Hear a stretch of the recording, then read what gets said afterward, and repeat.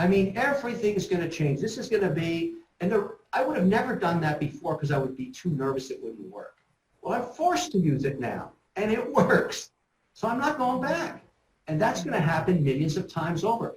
The economy is going to come out more efficient. That's what I think. And if you're going virtual, you can extend your work hours in any way you wish. Some people in my office like to come in really early and leave at 3 or 4. I get it. Some come in the afternoon and want to work till midnight. Working virtually, you work when you want, as long as you get the job done. It'll be task-oriented motivation.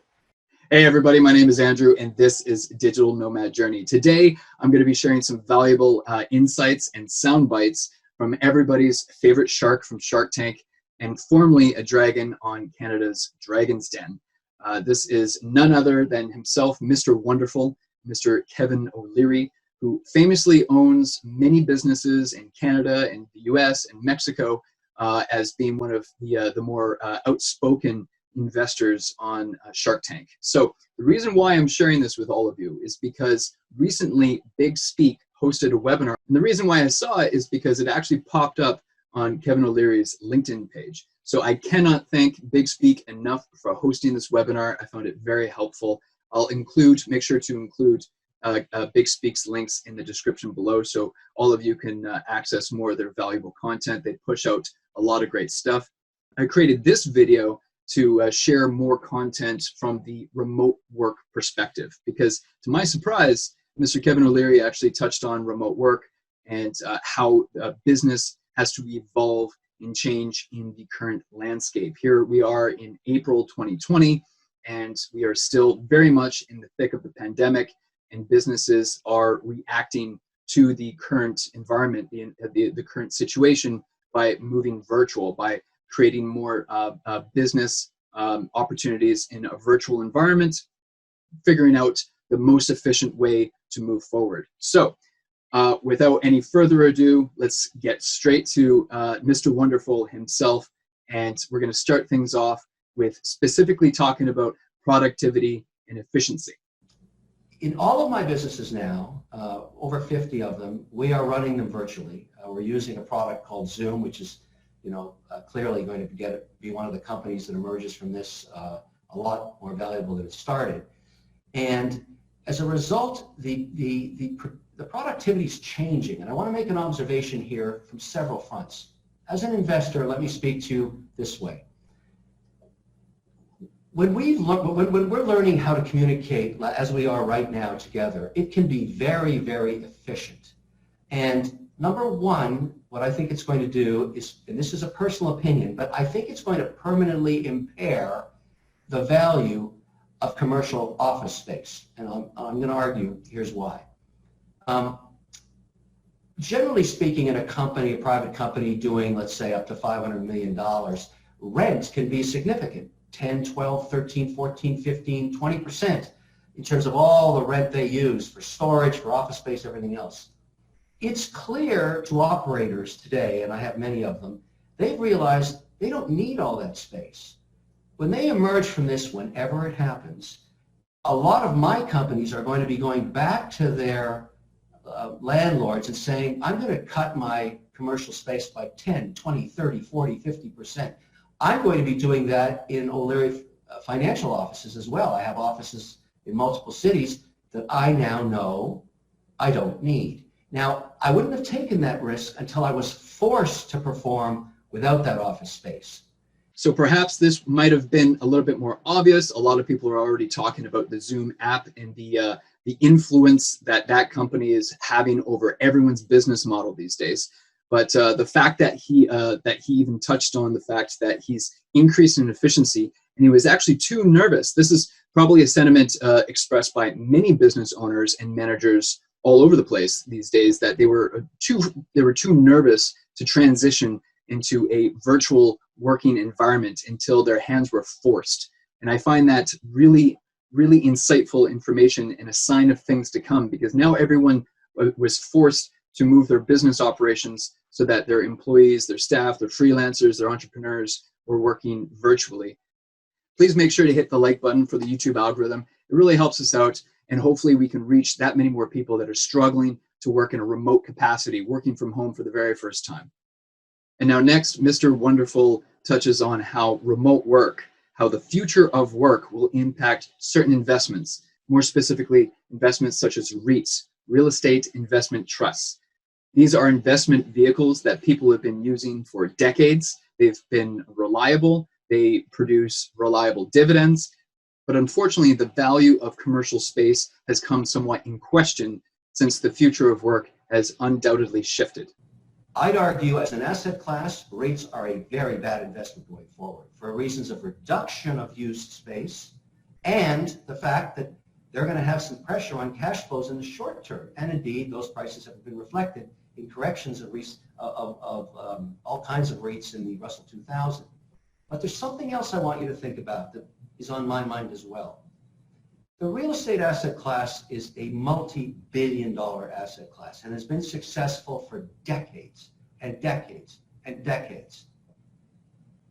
Today, do you think the long-term value of a highly concentrated high-rise, pick Chicago, New York, Miami, Detroit, LA, San Francisco, I don't care, with thousands of people jammed in there is as valuable as it was 9 weeks ago? I don't think so. I'm not that interested in living and working in a building for 8 hours where there's 2,000 other people and I'm breathing the air. I don't want to see 400 of them in the elevator shaft when I go there. Not because of this virus, for the next one and the one after that. I think now I'm speculating here, I'm talking permanent impairment in cap rates of real estate. So let's say a primo AAA office tower in downtown New York trades at a 4 cap. Those of you in real estate understand what I'm talking about. Perhaps when this is over, it's going to trade at a 6 cap, approximately a 20+% impairment to its value, which in real estate is a lot. So accordingly, because I'm just going on intuition, I have decided to trim my real estate holdings dramatically, just to wait and see what happens. You can call me Mr. Wonderful or you can call me Mr. Rent It, because that's what I'm doing now. I'm renting everything, including this prison I'm in Miami. Everybody has their private prison now. I work out of here 24/7. I don't know about you, but I find it very eye-opening that business operators are facing such high expenses in the forms of rent and commercial real estate. So this is clearly an area where businesses can improve their bottom line, improve their margins, and pass those savings and those investments onto more other business processes, more jobs, and a higher return of investments for shareholders. I'll give you an anecdotal story. I got hooked on season 3 of Ozark. I binge watched it over 2 nights. The ending is insane. A little hint for you, I won't tell you what happens, but I couldn't stop watching it. I ended up going to bed at 9 o'clock last night, got up at 3:30 and went to work, working on some stuff over in Asia and in Europe. My whole time is shifting, but I'm being really productive. And I am waiting for when we get out of this thing, because I'm going to change the behavior of all of my businesses, taking the learning experience of what's occurred here. Now, these benefits that Mr. Wonderful has just laid out to us is no surprise to any remote professional or digital nomad or virtual freelancer. We can take certain advantages of different time zones and be able to leverage people that are further ahead or further behind us on the planet. At the end of the day, productivity is measured by the output that any staff member and any employee or freelancer can provide for the business, for the company. And if productivity can be improved by a significant margin, then businesses out there are going to explore these remote working initiatives even after we survive this pandemic. Now, in this next section, Mr. Wonderful explains that there are opportunities to be discovered. It's no secret that the coming weeks and months are going to be a very rough time for many businesses and industries out there, many of whom will not survive. And Mr. Wonderful actually touches on this really scary truth as well. Some experts are even saying that this market crash is actually acting as a bit of a cleanse and will get rid of a lot of the extra bloat in the current economy. So it's important to pay attention to which markets are going to suffer and which markets are going to thrive.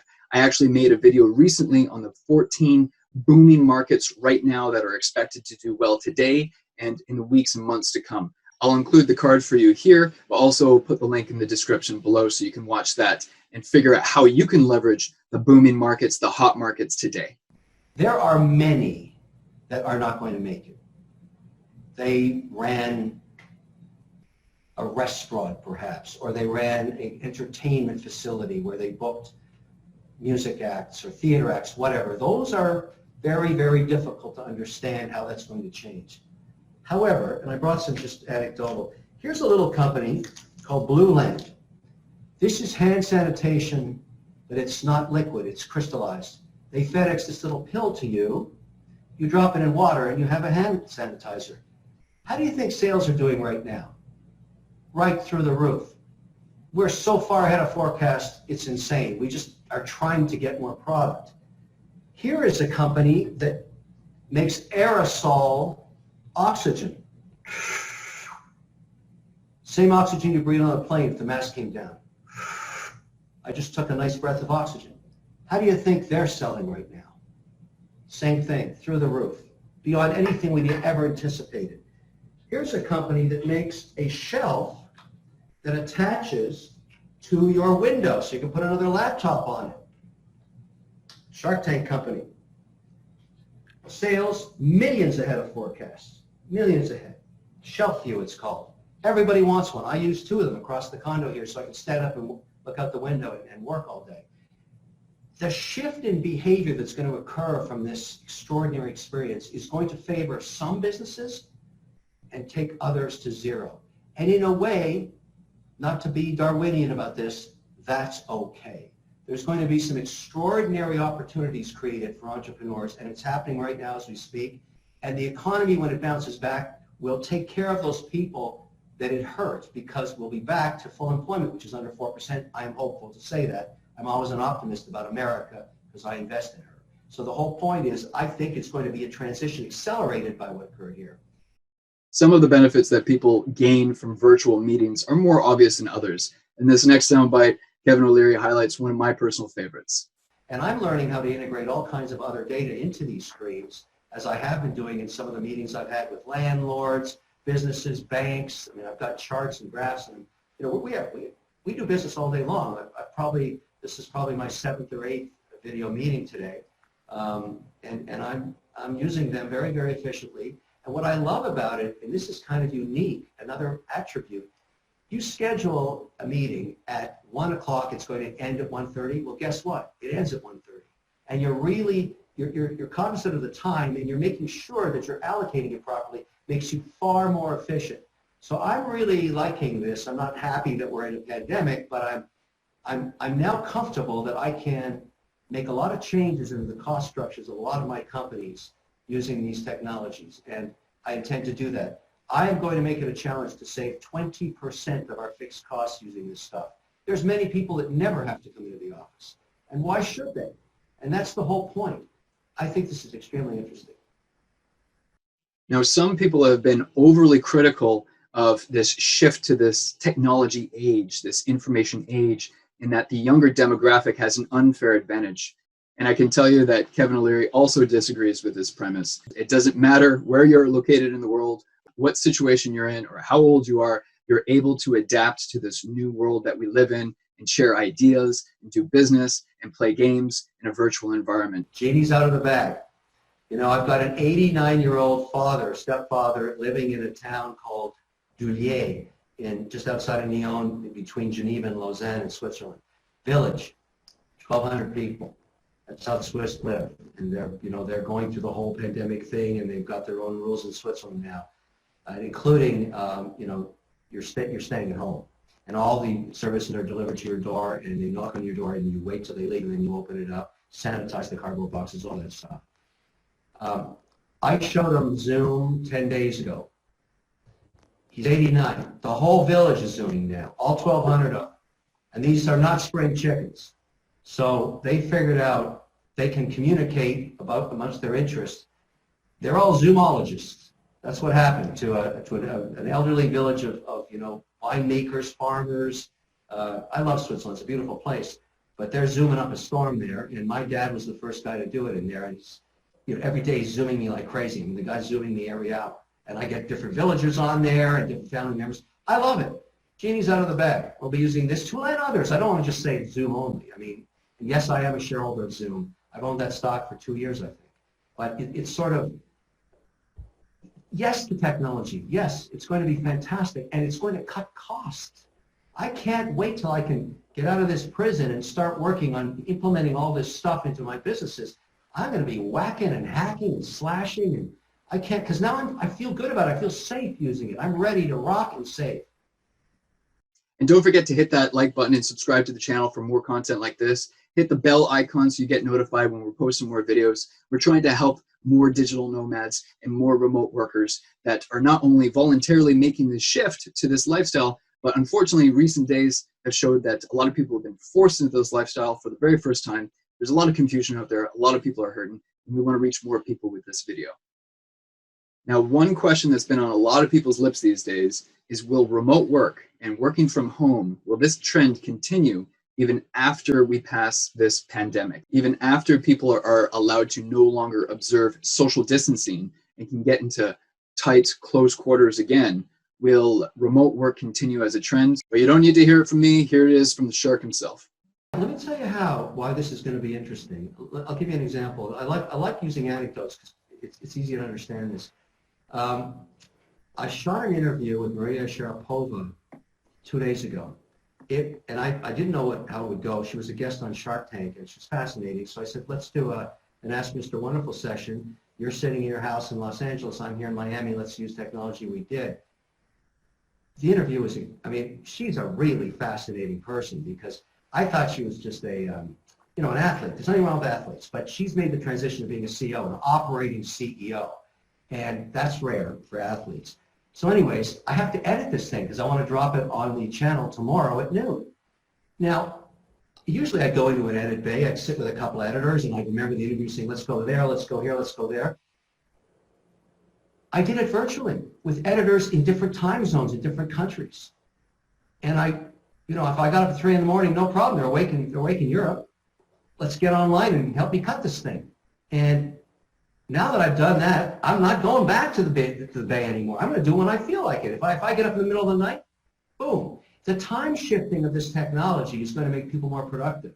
And virtual assistants, for sure. Why wouldn't you use people in different time zones if you're running a global company or products or services you want to sell in other time zones, like our manufacturing in Asia or Vietnam, love pop cards, we manufacture in Vietnam. Why not have a virtual assistant on that time zone and a virtual assistant on New York time? I mean, everything is going to change. This is going to be, I would have never done that before because I would be too nervous it wouldn't work. Well, I'm forced to use it now, and it works. So I'm not going back. And that's going to happen millions of times over. The economy is going to come out more efficient. That's what I think. And if you're going virtual, you can extend your work hours in any way you wish. Some people in my office like to come in really early and leave at 3 or 4. I get it. Some come in the afternoon and want to work till midnight. Working virtually, you work when you want, as long as you get the job done. It'll be task-oriented motivation. Here's a task for you. I don't care when you get it done or which hours of the day. Just get it done by next Thursday at noon. Done. I mean, that is going to be how things change. And I'm talking about big companies too. Financial services or manufacturing, obviously, as it gets more robotic, you can manage it from a distance. There's a lot of interesting stuff happening here. I'm an optimist. We get out of this mess, and if David Kanawati's right, Dr. David, that this thing is not going to find a human or animal host, and we get rid of this thing, a lot of great things are going to happen to the American economy. A lot of great things. Now, these are valuable points. He says again, more productive. VAs, virtual assistants, the added bonus of using VAs, which is just going to be more and more common in business as we move forward. And then obviously the time zone aspect. So once again, he says here that he was too nervous to try this before all this chaos happens. And no one's happy that we're in the middle of a pandemic. But our hands were forced. Many businesses had no choice in the matter if they wanted to continue their operations or continue educating their students. We can see time and time again, different industries that are scrambling to get their business model in a digital format. Now, others have been overly critical because they question if there's going to be a loss of value in the collaboration. When you actually get like-minded professionals, ambitious people in the room together, will there be a loss of collaboration when you work from this virtual environment, in this online world. I love that they touched on this. I really wanted to highlight this in this video because I think it's an important question to ask and answer, because this also touches on whether remote work will continue to trend even after we survive this pandemic. I don't find it any more productive than doing what I've been doing for the last 4 weeks online. There's no evidence to me that that actually creates better productivity long term. And now you're going to have to prove it. If you want me to rent office space so you can sit there and talk to each other, you better prove it to me, because I don't need that cost. And every manager is going to be saying that to you. Prove it. Because if you can't, sayonara office space, don't need it. I'd rather buy you new technology for your home. You know, think about if you're raising children or you're doing something that, you know, you can do efficiently from a house. Not every business can do this, but the ones that can are definitely going to. It's not clear to me at all. I see no evidence. I'm sure I'm going to get a lot of flack for this. You prove to me that I need to put you in an office and pay $25,000 a month for it. Prove it, I'll do it. If you can't prove it, that rent's gone. I'd rather pay it out to shareholders.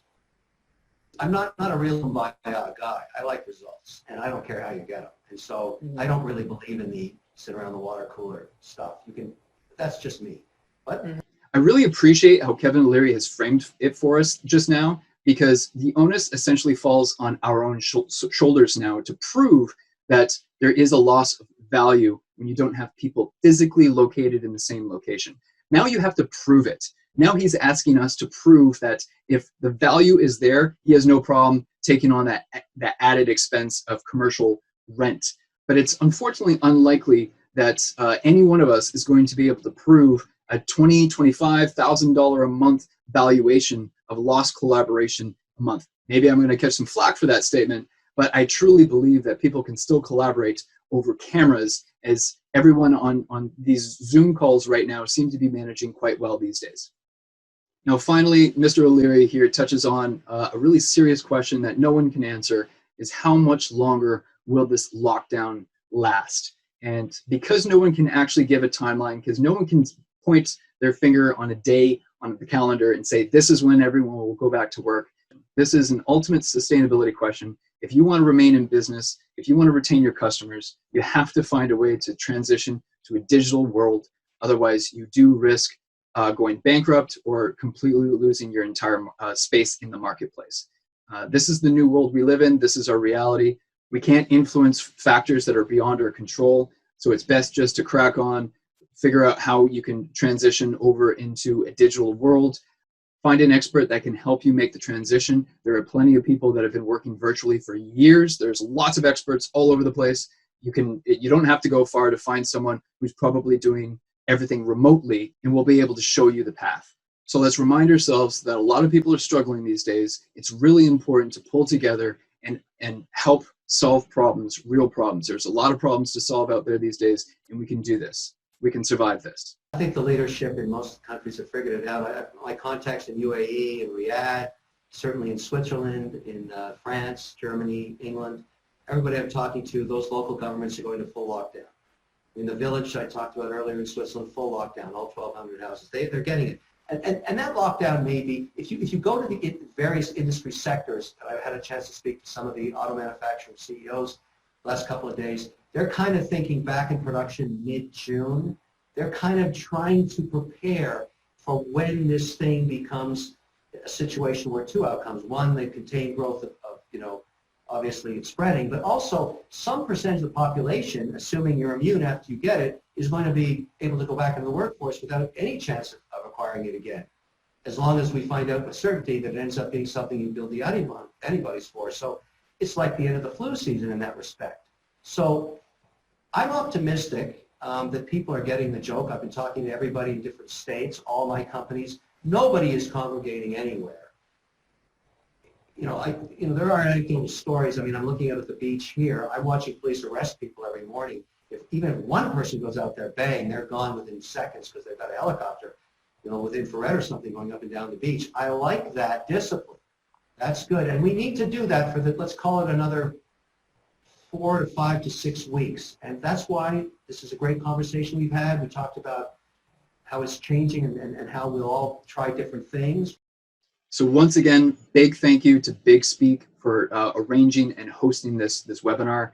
If you want to see the entire webinar, I'll make sure to include the link in the description below. There's a ton of value and gold nuggets that you can find in the full webinar. I specifically wanted to make this video just from the remote working perspective, since there were specific sections of this webinar that I felt brought a lot of value to the remote work and digital nomad perspective.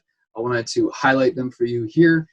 I hope you got some value out of this video. I've always been a fan of Kevin OLeary, and when I saw him sharing his thoughts and sharing some advice on this subject, I thought it was important to include a video on this channel as well.